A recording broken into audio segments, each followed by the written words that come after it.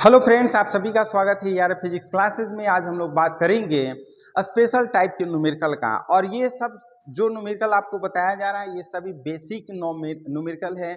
और अगर बेसिक आपका न्यूमेरिकल बनने लगेगा तो समझिए कि एडवांस टाइप के न्यूमेरिकल भी बनने लगेगा।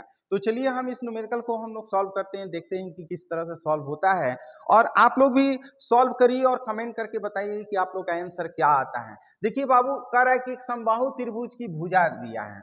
सॉल्यूशन में हम लोग क्या करते हैं, जो वैल्यू दिया रहता है उसको नोट करते हैं। देखिए गिवन में हम लिखते हैं कि बाबू दिया है साइड, साइड कितना दिया है 2 सेंटीमीटर। इसको मीटर में करते हैं तो 2 इंटू 10⁻⁻2 मीटर हो जाता है। कह रहे इन इसके तीन कोनों पर क्रमशः Q1 का वैल्यू दिया है बाबू ±10 माइक्रो कूलम दिया है। इसको हम चेंज करते हैं तो ±10 इंटू 10⁻⁻6 कूलम। फिर Q2 का वैल्यू दिया है, आप देख सकते हैं कि 20 माइक्रो कूलम। ये 20 माइक्रो कूलम कर लेते हैं, यानी कि 20 इंटू 10⁻⁻6 कूलम कर लेते हैं। इसी तरह से Q3 का भी वैल्यू दिया है, Q3 का वैल्यू लिख लेते हैं ±10 माइक्रो कूलम, यानी कि इसको लिख सकते हैं ±10 इंटू 10⁻⁻6 कूलम।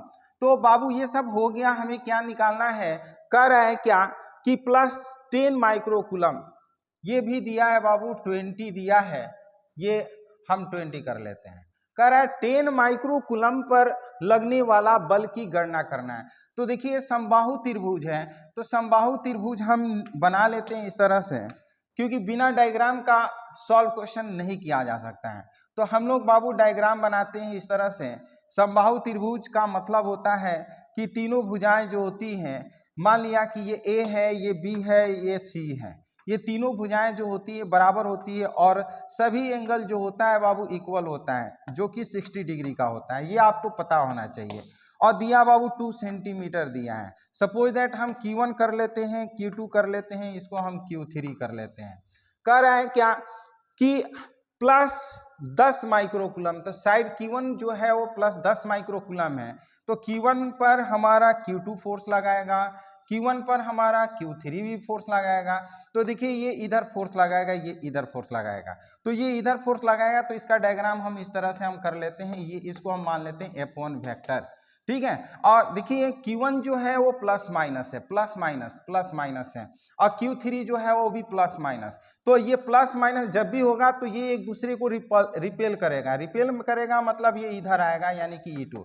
ध्यान से समझिए, अगर ये प्लस लेंगे तो ये भी प्लस, तो प्लस प्लस लेंगे तो रिपेल करेगा, चलो भाई हटो, तो ये नीचे आएगा, ठीक है।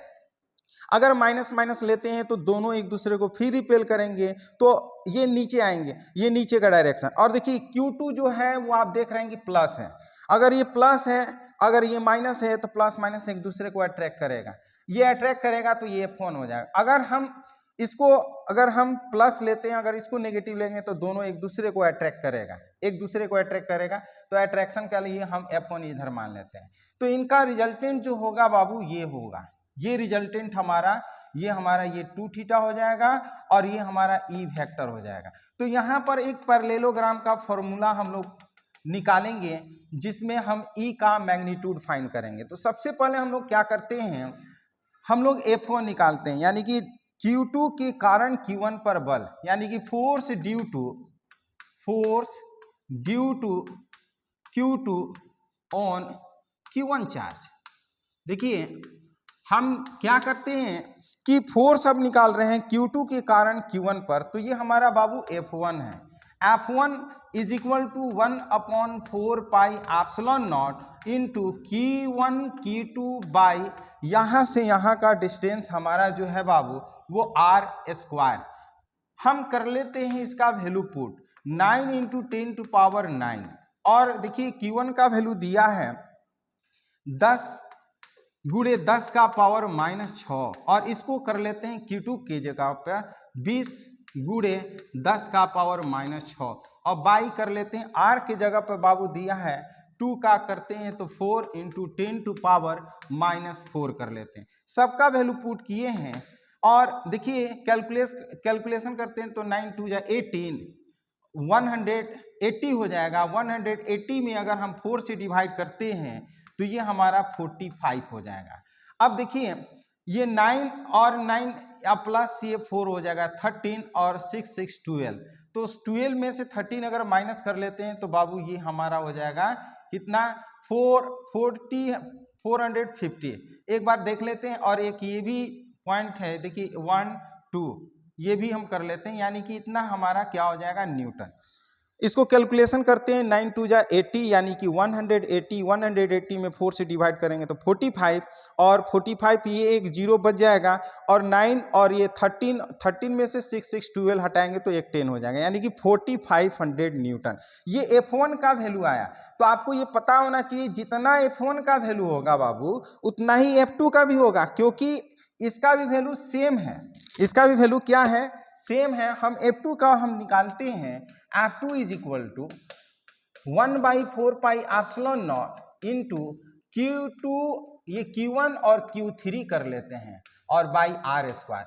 फिर अगर हम वही वैल्यू रखते हैं 9 इंटू 10 टू पावर 9 और Q1 के जगह पर फिर 10 इंटू 10 टू पावर -6 और इसको भी फिर 20 इंटू 10 टू पावर -6 कर लेते हैं और बाई ये 2 2 जा 4 इंटू 10 टू पावर -4 कर लेते हैं तो फिर आएगा बाबू कैलकुलेशन करेंगे तो 4500 न्यूटन हो जाएगा। मीन्स Q1 मीन्स F1 और F2 का वैल्यू सेम होगा, इक्वल होगा। तो हम लिख सकते हैं since F1 is equal to F2।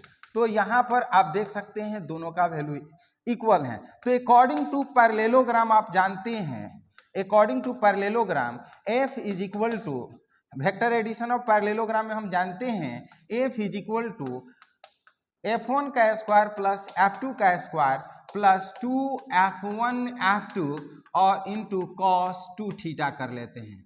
Cos 2 theta ये फॉर्मूला चूंकि एक्सटीरियर एंगल होता है, ये एंगल जो होता है बाबू एक्सटीरियर एंगल होता है। आप देख सकते हैं ये थीटा प्लस थीटा ये हो जाएगा 2 थीटा।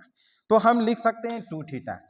और देखिए F1 और F2 का वैल्यू बराबर है, हम लिख सकते हैं F1 square plus F1 square plus ये 2F1 का स्क्वायर हो जाएगा। और बाबू cos 2 थीटा का वैल्यू दिया है 60 डिग्री, क्वेश्चन में 60 डिग्री दिया है। क्यों? क्योंकि ये इक्विलेटरल ट्रायंगल है, समबाहु त्रिभुज है और समबाहु त्रिभुज का प्रत्येक जो कोण होता है वो 60 डिग्री का होता है। 60 2 जा 120 और 120 का वैल्यू होता है -1/2। याद रखिएगा 120 का वैल्यू जो होता है cos 120 इज इक्वल टू -1/2, ये आप याद रखिएगा। और इस तरह से अब जो कटने वाला रहेगा बाबू कटा देते हैं, ये कट जाएगा। ये हमारा हो जाएगा F1 यानी कि 2F1 का स्क्वायर और प्लस माइनस F1 का स्क्वायर, यानी कि बाबू 2F1 में से F1 माइनस करते हैं तो अंडर रूट हो जाएगा F1 का स्क्वायर यानी कि F1, यानी कि हम कह सकते हैं 4500 न्यूटन, यानी कि रिजल्टेंट जो होगा हमारा वो 4500 न्यूटन आएगा। उम्मीद करते हैं कि ये न्यूमेरिकल आपको बढ़िया से समझ में आ गया होगा। यदि ये वीडियो पसंद आया तो इस वीडियो को लाइक और शेयर जरूर करिएगा और इस चैनल के लिए नए व्यूअर हैं तो इस चैनल को जरूर सब्सक्राइब करिएगा। तो फिर मिलते हैं इसी तरह से नए वीडियो में, तब तक के लिए धन्यवाद।